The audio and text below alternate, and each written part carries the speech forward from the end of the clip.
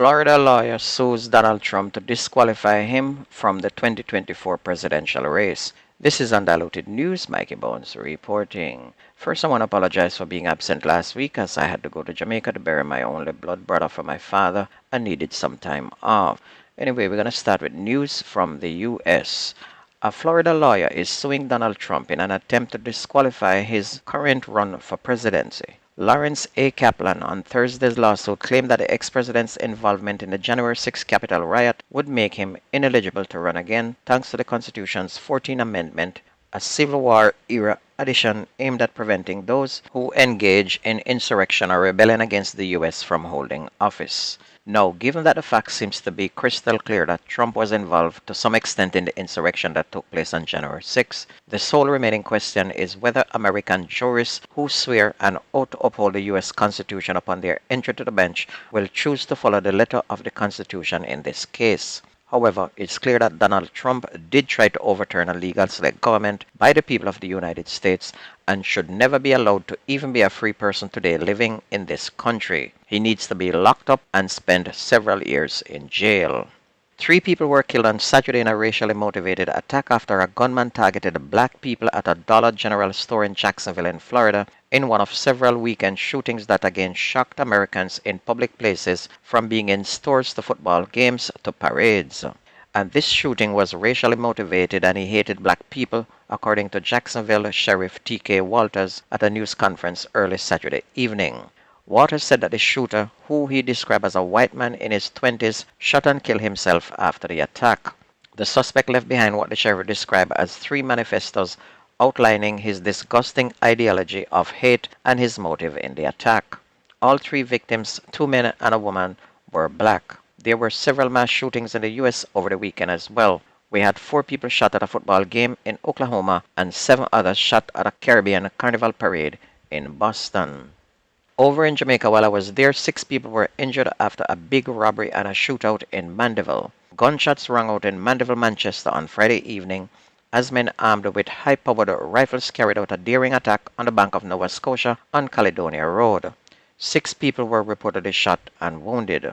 Reports are that security guards employed to Beryllium Security Company were pushing 4 bags with money on a trolley when they were attacked by armed men. One of the guards reportedly challenged the gunmen. The guards retreated and the robbers made off with 2 bags containing an undetermined amount of cash. Video shows the robbers firing assault rifles at the guards who ran, left the money as their rifles were no match for these AK-47 that the gunmen were firing. The gunmen could be seen pulling the bags of cash as it was too heavy to lift while firing. They managed to make off with 2 bags of cash and left the other 2 behind. The robbers escaped in a silver Mark X along Ward Avenue. Luckily, none of the guards were shot, but 6 people showed up at hospital with bullet wounds. According to investigators, one of the alleged gunmen has been identified as a former security guard attached to the same Beryllium security company. The getaway car has now been recovered by the police. Transport Minister Darrell Vaz has revealed that Cabinet is considering how to hold PAC Kingston Airport Limited (PACAL) to more stringent conditions management agreement in respect of its management of the Norman Manley International Airport. The Transport Minister, speaking Friday at the first Norman Manley International Airport Forum for 2023, urged PACAL to speedily address the issues plaguing the Kingston-based airport. In July, flights were delayed and operations halted at Norman Manley International due to a lengthy power outage. There has also been public concern regarding the quality of service at the airport, including the poor conditions of the bathrooms. For me, it was the gates, having nowhere to sit when you get there. If you get there early, you have to walk back almost the length of 3 football fields back to where you're coming from to get somewhere to sit down, or you'll be standing a long time until they're ready to board the plane. And I mentioned that this was unacceptable to one of the workers, and she looked at me with disgust and answered with a protective tone as if I was an idiot. But here we have the same government she worked for saying that the service is horrible. With just about a week to go before the start of the new academic year, there is uncertainty in the education sector as school administrators struggle to replace teachers who have taken up more lucrative jobs overseas. Linvern Wright, president of the Jamaica Association of Principals and Vice Principals, said the number of teachers resigning has increased significantly in the last few days. Mr. Wright, who is also principal of William Knibb Memorial High School in Trelawney, said that 13 teachers have resigned from his institution between July 31st and August 24th, and this is less than a month. Principal of Old Harbor High School in St. Catherine, Linton Weir, said he has received resignations letter from 5 teachers and one more is pending. Mr. Weir, who was also a guest Friday on the morning agenda, said he is having difficulty filling the vacancies. Last week, Education Minister Favour Williams, she said 427 teachers tendered their resignation this year.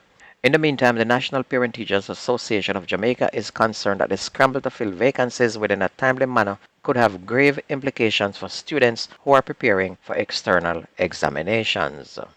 A suspect held in connection with the abduction and murder of 80-year-old Daniel Rowe has been pointed out in an identification parade.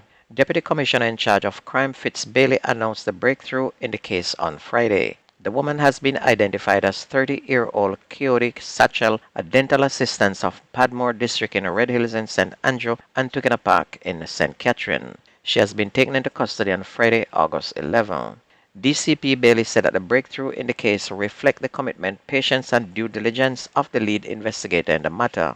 DCP Bailey said that the police have not yet established a motive for the murder, but on the street it is said that she's the sweetheart of the child's father and that the child was killed because the father was taken to court for picnic maintenance. So if you put 2 and 2 together, then you will understand why the child was killed. On to sports, defending champion Shericka Jackson has brilliantly defended her 200 meters title at the World Championship in Budapest in Hungary. Jackson, who was the overwhelming favorite, struck gold after running a new national and championship record of 21.41 seconds. She won ahead of USA's Gabby Thomas in 21.81 and Sha'Carri Richardson in a personal best time of 21.92. Of course, you know by now that Sha'Carri had won the 100 meters, pipping Shelly-Ann Fraser-Pryce on the line, with Shericka coming third. Among some of the medals winners were 21-year-old Antonia Watson from Petersfield in Westmoreland, who won the men's 400 meters final with a time of 44.22, becoming the first Jamaican to lift the title since Bert Cameron 40 years ago in 1983. We have Danielle Williams repeating her 2015 World Championship performance again, winning gold in the women's 100 meters hurdle. Williams posted a time of 12.43 seconds, edging out Puerto Rico's Jasmine Camacho Quinn, who ran 12.44, and USA's Kendra Harrison in 12.46.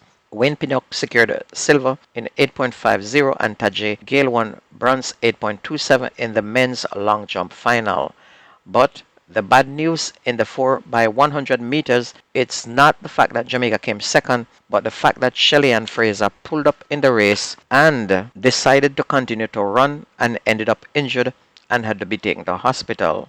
Please note, when an athlete is running and at the first sign of stiffness, you are told to stop and lie down. Shelly-Ann, with so much love for her country and fellow athletes, decided to run to get a medal for Jamaica and now put her entire career in jeopardy.